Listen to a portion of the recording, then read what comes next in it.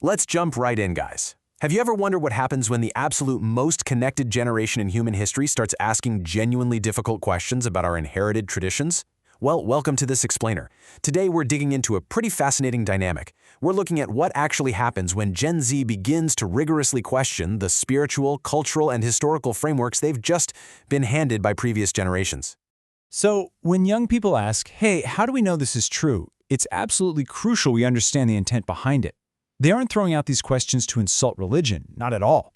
And they aren't trying to prove that one tradition is somehow magically superior to another. Honestly, these are fundamental inquiries driven by a genuine, deep-seated desire for actual understanding. Which naturally brings us to the next big question. Okay, what is the evidence? I mean, think about the world Gen Z has grown up in. They have instant access to information spanning global religions and modern sciences literally right in their pockets. A Hindu can pull up the Quran, a Muslim can read the Bhagavad Gita, a Christian can study Buddhism, and everyone can instantly access the latest in archaeology, evolutionary biology, and neuroscience. Because of this unprecedented access, you know that old believe it because I said so parenting model? Yeah, it fails spectacularly with a teenager holding a smartphone. That model is just completely dead. And so all of this inevitably leads to questions like, wait, is this historical fact? Is it a philosophical idea? Or is it a sacred story? Now, facing these types of inquiries head-on is actually the very foundation of intellectual maturity. But to handle them, without things instantly devolving into defensive, shouting matches, we need a framework. We really need a systematic way to process these questions constructively. So, let's get into Section 1, Defining Scientific Temper. Now, I want to be incredibly clear right out of the gate here. Developing a scientific temper is not simply adopting some anti-religion stance. Really, it's about developing the intellectual habit of asking questions, demanding reasons, examining evidence, distinguishing knowledge from belief, and crucially, and this is a big one, being willing to revise our conclusions. It is not some rigid ideology declaring science is true, religion is false. Rather, it's a precise, practical method for evaluating the claims we encounter in the world. Think about this necessary balance for a second. Authority can preserve wisdom, but authority by itself is not evidence. It makes sense, right? While we certainly shouldn't treat every spiritual or religious claim as if it were a literal physics experiment, we also shouldn't just blindly accept something solely because it comes from an ancient text, a highly respected teacher, or an inherited tradition. Moving right along to Section 2, Evaluating Difficult Questions. Okay, let's actually apply this method in practice. Think about the wildly different concepts of the afterlife. Hindu traditions speak of Vaikuntha, Islam speaks of Jannah, Christian traditions speak of heaven. A young person might reasonably look at all this and ask, how do these fit together? Are they all describing the exact same ultimate reality? Having a scientific temperament doesn't mean we just mock these ideas. Instead, it asks us to classify the type of claim being made. Is it a metaphysical proposition? Is it a symbolic description of spiritual liberation? Or is it purely a matter of faith? By asking what kind of claim we're dealing with, we elevate the whole conversation from simple mockery to intelligent, respectful dialogue.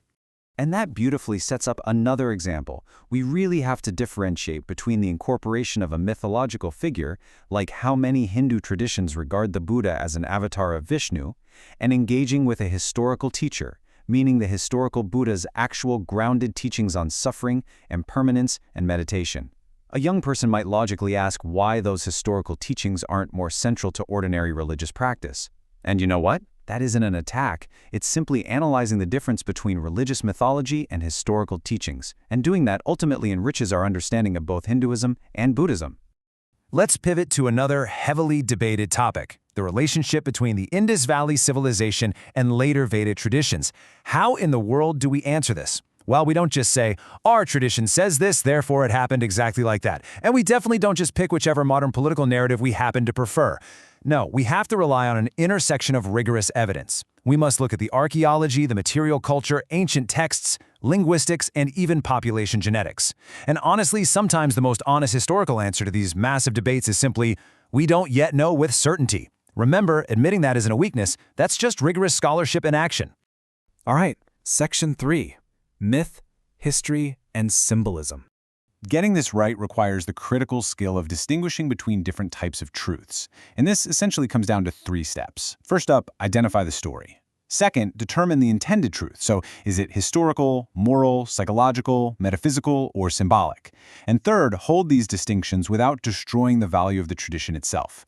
A story or a symbol can communicate profoundly deep ethical or psychological insights without needing to be interpreted as a literal, historical, flesh and blood event.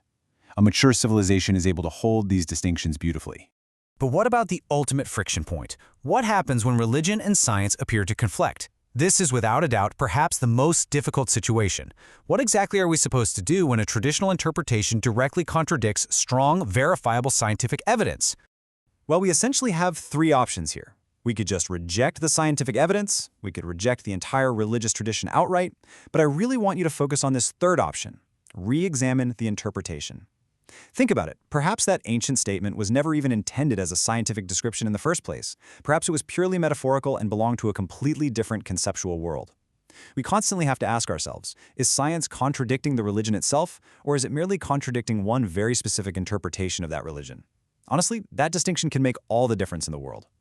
Which brings us to Section 4, Faith versus Knowledge. This illustrates a really crucial divide. On one hand, we have faith, trusting people, inheriting traditions, making commitments, and living with uncertainty. And faith has an incredibly important place in human life, right? We literally cannot personally verify every single thing we believe. But we must balance that with knowledge, which is all about established facts and scientifically demonstrated evidence. Faith becomes intellectually dangerous when it's presented as established, unquestionable knowledge, especially when questioning that faith is suddenly treated as a moral failure. There is an incredible amount of intellectual honesty in just being able to say, hey, this is what I currently believe, but I could be wrong. Just consider this phrase for a second. A fragile belief system is afraid of questions. A mature intellectual tradition welcomes them. Is questioning actually a threat to faith? Absolutely not. If a belief is true, honest questioning just helps us understand why it's true. If it's only partly true, questioning helps us refine it. And if a belief is flat out false, well, questioning gives us the incredible opportunity to let it go. The goal here isn't defending every single thing a tradition says. The ultimate goal is figuring out what is actually true. And that leads us to our final part, Section 5, the ultimate test. Getting there requires a necessary evolution. We really have to teach young people to move away from saying, I believe this because I was told to believe it, and move towards saying, I have examined this, I know what the evidence says, I recognize what remains uncertain, and this is where I stand. Applying a scientific temper is not the destruction of tradition, not at all. It is an invitation to make tradition intellectually honest. It is true intellectual freedom. So as we wrap up this explainer, I want to leave you with a profound final question to ask yourself. What evidence would make you change your mind? Because if there's absolutely nothing in the world that could ever change your belief, then you're no longer examining a proposition. You're simply defending an identity. We don't need blind belief, and we certainly don't need blind disbelief. We need curiosity, reason, humility, and a genuine openness to the truth. Because at the end of the day, that is the true spirit of a scientific temper. Thanks so much for joining me on this explainer, and remember to keep asking those difficult questions.